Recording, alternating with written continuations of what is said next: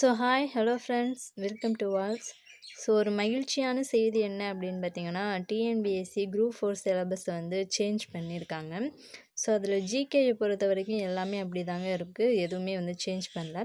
But தமிழில் வந்து பார்த்திங்கன்னா நம்மளுடைய ஒரு சுமையே வந்து குறைச்சிருக்காங்க, ஒரு பெரிய பாரத்தையே வந்து அவங்க குறைச்சிருக்காங்க. இதுக்கு டிஎன்பிஎஸ்சிக்கு ஒரு மிகப்பெரிய நன்றியை தான் தெரிவிச்சுக்கணும். ஏன்னா தமிழ் பார்த்திங்கன்னா நம்ம 6th to 12th வரைக்கும் நியூ புக்கு, ஓல்டு புக்கு, சிறப்பு தமிழ் அப்படின்ட்டு அட்டை வந்து படித்தோம். அது வந்து ரொம்பவே கஷ்டமாக இருந்துச்சு, ஓகேங்களா. நிறையா படிக்கிற மாதிரி இருந்துச்சு. பட் இப்போ என்ன பண்ணிட்டாங்க அப்படின்னு பார்த்திங்கன்னா, அந்த சிலபஸ்லேயே பாதி குறைச்சிட்டாங்க. இலக்கணத்தை வந்து 85% வச்சுட்டாங்க. ப்ளஸ் அதுக்கப்புறம் பார்த்திங்கன்னா உரைநடை செய்யுளில் ஒரு 50% தான் வச்சுருக்காங்க. இது ரொம்பவே ஒரு சந்தோஷப்படக்கூடிய ஒரு விஷயந்தான். ஏன்னா பார்த்திங்கன்னா தமிழில் வந்து நமக்கு சிலபஸ் வந்து குறைச்சி கொடுத்ததுனால அது ரொம்பவே வந்து நமக்கு படிக்கிறதுக்கு ஈஸியாக இருக்கும். நம்ம வந்து எக்ஸாம்குள்ளே சிலபஸையும் வந்து என்ன பண்ணிடுவோம், கம்ப்ளீட் பண்ணிடுவோம். இப்போ என் கையில் இருக்கிறது என்னென்னா, நம்மளுடைய இந்த டிஎன்பிஎஸ்சி குரூப் 4க்கான நியூ சிலபஸ் தாங்க. நான் அதை வந்து பிரிண்ட் அவுட் போட்டு வச்சுட்டேன். ஆல்ரெடி வந்து எல்லோரும் இந்த குரூப் 4 சிலபஸை பற்றி சொல்லியிருப்பாங்க, எல்லாருமே வந்து பார்த்துருப்பீங்க.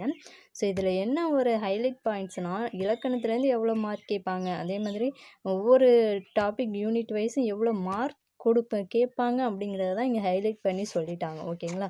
இதுதான் வந்து ஒரு மிகப்பெரிய அட்வான்டேஜ்னு சொல்லலாம். இப்போ பார்த்திங்கன்னா நம்ம ஜிகேயை பொறுத்த வரைக்கும் எதில் அதிகமான கொஷின் கேட்குறாங்களோ அதுக்கு ஃபஸ்ட்டு நம்ம இம்பார்ட்டன்ட் கொடுத்து என்ன பண்ணிடலாம், படித்து முடிச்சிடலாம் அந்த யூனிட்டை, ஓகேங்களா. இப்போ சயின்ஸ் எல்லாம் பார்த்திங்கன்னா 5 மார்க்கு தான். நம்ம வந்து அதிகமாக சயின்ஸுக்கு தான் வந்து பயப்படுவோம். அதனால் வந்து சயின்ஸ் எல்லாம் 5 கொஷின் தான். இதை வந்து நம்ம எல்லா யூனிட்டையும் முடிச்சுட்டு லாஸ்ட்டில் கூட என்ன பண்ணிடலாம், சயின்ஸ் கொஞ்சம் ஓரளவு பார்த்துக்கலாம். ப்ரீவியஸ் இயர் கொஷினை பார்த்தாலே போதுமானது சயின்ஸ் எல்லாம், ஓகேங்களா. சிலபஸை பற்றி டீட்டெயிலாக சொல்லணும் அப்படின்னு அவசியம் இல்லை, எல்லாருக்குமே தெரிஞ்சிருக்கும்.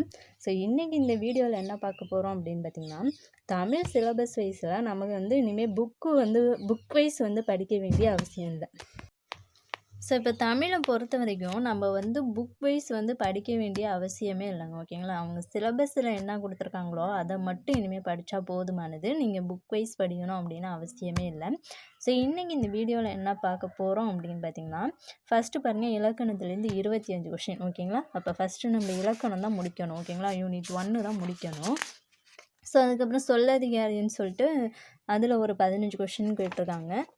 அதுக்கப்புறம் பாக்கியெல்லாம் 15, 10, 5, இது 15. ஃபஸ்ட்டு மெயினாக என்ன இருக்குது, இலக்கணம். அதுலேருந்து 25 கொஷின் கேட்டிருக்காங்க. அப்போ இலக்கணம் தான் ஃபஸ்ட்டு நம்ம மோஸ்ட் இம்பார்ட்டன்ட் கொடுக்கணும், ஓகேங்களா.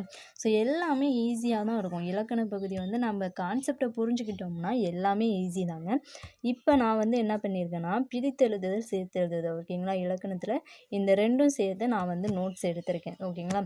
நான் வந்து என்னுடைய ஸ்டடியை வந்து ஸ்டார்ட் பண்ணிட்டேன் நியூ சிலபஸ் படி.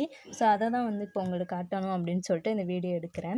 ஃபஸ்ட்டு பார்த்திங்கன்னா 6th நியூ புக்கில் உள்ள இயல் 1லேருந்து 9 வரைக்கும் உள்ள பிரித்தெழுதுதல், சேர்த்தெழுதுதல் வந்து நான் நோட்ஸ் எடுத்திருக்கேன், ஓகேங்களா. இதுதான் வந்து என்னுடைய நோட்ஸு. நான் இன்றைக்கி ஃபுல்லாக இந்த நோட்ஸ் தான் எடுத்தேன். இது பார்த்திங்கன்னா 6th நியூ புக்கு. நெக்ஸ்ட்டு பார்த்திங்கன்னா 6th ஓல்டு புக்கு. நம்ம பார்த்தோம்னா நம்ம 6th தமிழை பொறுத்த வரைக்கும் நியூ புக்கு, ஓல்டு புக்கு ரெண்டுமே படிக்கணும், ஓகேங்களா. அதே மாதிரி 6th to 12th வரைக்கும் உள்ளதில் சிலபஸில் என்ன கேட்டிருக்காங்களோ அதை மட்டும் படித்தா போதுமானது, ஓகேங்களா. அப்போ பார்த்திங்கன்னா 6th ஓல்டு புக்கில் உள்ள இயல் 1லேருந்து 9 வரைக்கும் வந்து என்னென்ன கேட்டிருக்காங்க, பிரித்தெழுதுக, சேர்த்தெழுதுக என்னென்ன கேட்டிருக்காங்க அப்படிங்கிறத நோட் பண்ணியிருக்கேன். ஓல்டு புக்கில் கம்மியாக தான் இருக்கும். அதனால் வந்து நீங்கள் இந்த நோட்ஸ் எடுத்துடலாம். நியூ புக்கில் கொஞ்சம் அதிகமாக இருக்கும், அவ்வளோதான், ஓகேங்களா. இது மாதிரி இனிமேல் வந்து தமிழுக்கு வந்து நோட்ஸ் எடுக்க பாருங்கள். நோட்ஸ் எடுத்து என்ன பண்ணுங்கள், படிங்க, ஓகேங்களா. ஏன்னா நீங்கள் சிலபஸ் வைஸ் வந்து அந்த கான்செப்டை நோட்ஸ் எடுத்து வச்சுக்கிட்டிங்கன்னா எக்ஸாம் இப்போ ஃபாஸ்ட்டாக ரிவிஷன் பண்ணிடலாம், ஓகேங்களா. இனிமேல் நம்ம என்ன பண்ணணும் அப்படின்னு பார்த்திங்கன்னா, ஜிகேக்கு தாங்க மோஸ்ட் இம்பார்ட்டன்ட் கொடுத்து படிக்கணும், ஓகேங்களா. இனிமேல் வந்து நம்மளுடைய டார்கெட் வந்து ஜிகேக்கு தான் மோஸ்ட் இம்பார்ட்டன்ட் கொடுத்து படிக்கணும். அதனால் தமிழும் ஒரு பக்கம் படிங்க, இந்த மாதிரி நோட்ஸ் எடுத்து வச்சுக்கோங்க. ப்ளஸ் ஜிகேயும் வந்து படிங்க, ஓகேங்களா. இதுதான் இன்றைக்கி நான் சொல்லணும் அப்படின்னு நினச்சேன். நீங்களும் உங்களுடைய ஸ்டடியை வந்து சீக்கிரம் ஸ்டார்ட் பண்ணுங்கள். இது மாதிரி தமிழுக்கு வந்து சிலபஸ் வைஸ் உள்ளதை நோட்ஸ் எடுத்துக்கோங்க. உங்களுக்கு நான் வந்து எடுக்கக்கூடிய நோட்ஸ் ஒவ்வொன்றா வந்து குரூப்லேயும் ஷேர் பண்ணுறேன்.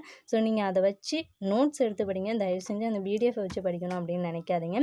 அது கஷ்டமாக இருக்கும் மொபைல்லே படிக்கிறது. அதனால் நான் கொடுக்கறத அன்னைக்கே வந்து நீங்களும் இது மாதிரி நோட்ஸ் எடுத்துக்கிட்டிங்கன்னா உங்களுக்கு படிக்கிறதுக்கு படிக்கிறதுக்கும் ஈஸியாக இருக்கும், ரிவிஷன் பண்ணுறதுக்கும் ஈஸியாக இருக்கும். ஓகேங்களா? ஸோ இந்த வீடியோ பதிவு யூஸ்ஃபுல்லாக இருக்கும் அப்படின்னு நினைக்கிறேன். ஸோ யூஸ்ஃபுல்லாக இருந்துச்சுன்னா ஒரு லைக் பண்ணிடுங்க. உங்களுக்கு இந்த நோட்ஸ் வேணும் அப்படின்னா நம்மளுடைய டெலகிராமில் ஜாயின் பண்ணிக்கோங்க.